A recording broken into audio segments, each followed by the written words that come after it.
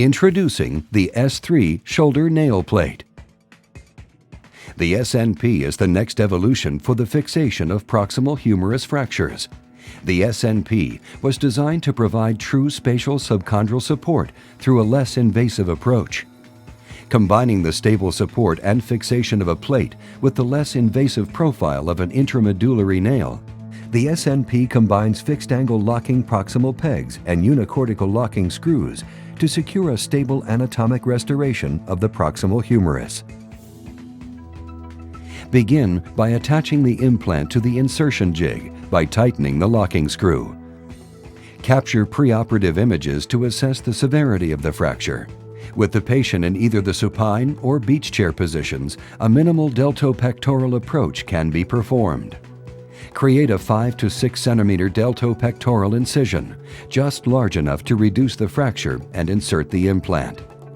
With the proximal humerus exposed, the insertion point of the supraspinatus can be visualized, and the bicipital groove can be palpated. The nail plate is designed so that the proximal tip of the implant begins approximately 3 centimeters distal to the cuff and 3 to 4 millimeters lateral from the bicipital groove. Debride the fracture by removing all fibrous tissue, callus, and clot to allow for a full reduction. Reduce the fracture by traction and manipulation. Then visualize with fluoroscopy. Identify and rajour an entrance hole for the neck of the implant. The jig can be used to insert the intramedullary portion of the implant into the canal of the distal fragment. The implant should insert with a firm rotational motion. Loosen, turn, and lock the jig handle into the distal orientation. 2 converging fixed-angle K-wires should be inserted into the proximal fragment to provide temporary fixation and to confirm proper implant placement. When the implant is properly positioned, the K-wires will bisect the humeral dome in the AP view and converge to the center of the dome in the lateral or axial view. Insert the cannulated K-wire introducer through the slotted most distal hole in the jig handle.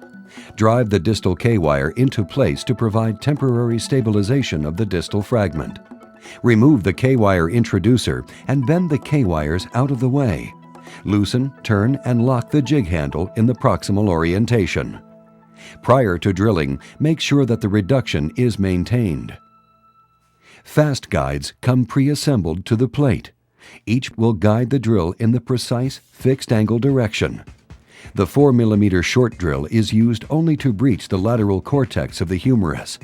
To complete the peg or threaded screw holes, the 4 mm long drill or the step drill respectively is driven by hand and under fluoroscopic guidance. These drills are used to access the subchondral bone. The tip of the long drill has been designed to guard against penetrating the articular surface. Once the drilling is complete, the smooth pegs or threaded screws can be sized by reading the scale at the top of the fast guide. Once the screw length has been determined, the fast guide can be removed with the fast guide removal tool. Each peg or screw should be drilled for and inserted before moving to the next peg. Once all the pegs or screws have been locked into place, loosen, rotate, and lock the jig handle back into the distal position. Make a stab incision centered under the middle unicortical screw hole in the jig.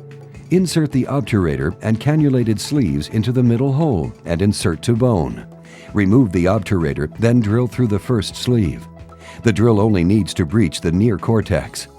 Remove the drill and the first sleeve and insert the unicortical screw through the remaining sleeve. Tighten the screw until it is snug. Repeat the screw insertion process for the remaining 2 screws through the same stab incision. Ensure the unicortical screws are flush to the bone. The K-wires and the jig can now be removed. Heavy suture material is used to anchor the tuberosities to the proximal aspect of the plate. The first loop secures the lesser tuberosity. The supraspinatus is affixed with the central loop where the knot lies on top of the plate, and a third loop secures the infraspinatus. Once the plate is attached, a full range of motion is performed. Notice that due to the distal positioning of the SNP, the risk of subacromial impingement is greatly reduced.